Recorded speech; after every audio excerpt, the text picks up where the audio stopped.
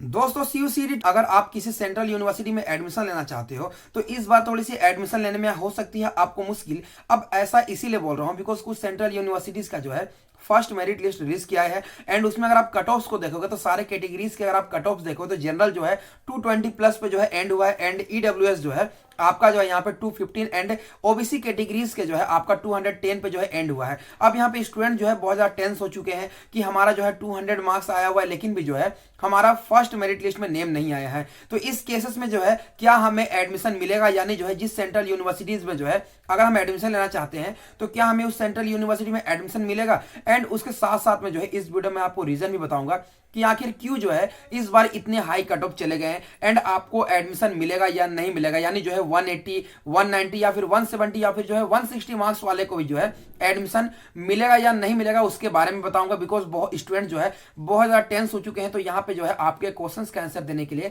मैं यहाँ पे आया हूँ एंड यहाँ पे गाइज आप सबसे रिक्वेस्ट है वीडियो को प्लीज एंड तक देखना ताकि किसी प्रकार का डाउट जो है आपके मन में ना रहे। एंड उससे पहले चैनल पर नए हो तो चैनल को प्लीज सब्सक्राइब करना बिकॉज आप सभी के लिए मैं इस तरह की अपडेट जो है ऑलवेज इस चैनल पर लेकर के आते रहता हूं। तो चलिए आज की वीडियो को हम शुरू। पहला गाइज यहाँ पे हम बात करने वाले हैं कि सारे सेंट्रल यूनिवर्सिटीज के जो है इतने हाई कट ऑफ क्यों चले गए हैं। तो यहाँ पे इसको समझने के लिए आपको एक चीज ध्यान देना होगा, last year cut off and इस ईयर के कट ऑफ किस तरीके से डिसाइड किए गए थे। मतलब कहने का मतलब ये है कि लास्ट ईयर जब सीयूसीडी 2020 उसमें क्या था कि शुरू में जो है आपको 3 प्रेफरेंस देना होता था, यानी जो भी आपको एप्लीकेशन फॉर्म की फी लगती थी उसमें जो है आप अपनी पसंद की यूनिवर्सिटी जो है शुरू में ही चूज कर लेते थे। तो उस केसेस में क्या होता था कि कुछ सिलेक्टेड स्टूडेंट्स ही जो थे जो उस सेंट्रल यूनिवर्सिटीज के लिए एलिजिबल होते थे एंड उन्हें जो है मेरिट लिस्ट में जो है कंसीडर किया जाता था। एंड उस केसेस में जो है आपका कम स्टूडेंट जो है किसी सेंट्रल यूनिवर्सिटीज के लिए जो है पार्टिसिपेट करते थे। लेकिन इस बार क्या हो गया सीयूसीडी 2021 में, इस बार क्या हुआ जब आप सीयूसीडी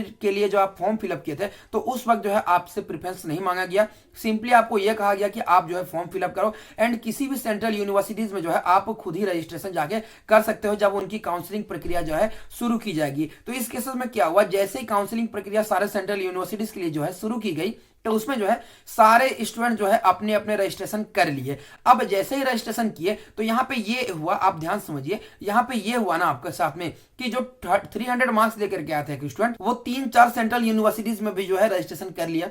उसी तरीके से जो है जो 250 मार्क्स लेकर के आया था वो भी जो 3-4 सेंट्रल यूनिवर्सिटीज में जो रजिस्ट्रेशन कर लिया। अब इस केसेस में क्या हो रहा है कि एक ही स्टूडेंट्स का नेम जो है जो हाई मार्क्स लेकर के आए हैं उनका जो है 4 सेंट्रल यूनिवर्सिटीज के जो है टॉप लिस्ट में जो है नेम आ रहा है। अब इस केसेस में क्या है कि एक स्टूडेंट है वो किसी एक ही सेंट्रल यूनिवर्सिटी में एडमिशन लेगा, तो एक ही सेंट्रल यूनिवर्सिटी में एडमिशन लेगा तो यहाँ पे क्या है कि दूसरे सेंट्रल यूनिवर्सिटीज की जो सीट्स है वो वैकेंट रहेगी। इसीलिए जो भी एस्पिरेंट्स यहाँ पे परेशान हो रहे हो कि जो है सारे सेंट्रल यूनिवर्सिटीज में बहुत ज्यादा हाई कट ऑफ चले जा रहे हैं, तो ऐसा बिल्कुल नहीं है। वो फर्स्ट कट ऑफ में जो है आपका मार्क्स हाई चले जाएंगे। तो इस केसेस में जो है जो स्टूडेंट हाई मार्क्स लेकर के आए हैं वो अपने सीट को जो है सिक्योर करने के लिए हो सकता है वो अपना पेमेंट वहां पे उस यूनिवर्सिटीज के लिए कर दे, जो भी एडमिशन फी होगी वो पेमेंट कर दे, या फिर ये हो सकता है कि दूसरे सेंट्रल यूनिवर्सिटीज के लिए वेट करेंगे। तो इस केसेस में जो है उस सेंट्रल यूनिवर्सिटी में अगर वो एडमिशन नहीं लेते हैं तो उन्हें नेक्स्ट के लिस्ट में कंसीडर नहीं किया जाएगा एंड उस केसेस में जो है जो कम मार्क्स लेकर के आएंगे उन्हें जो है सीट मिल जाएगी।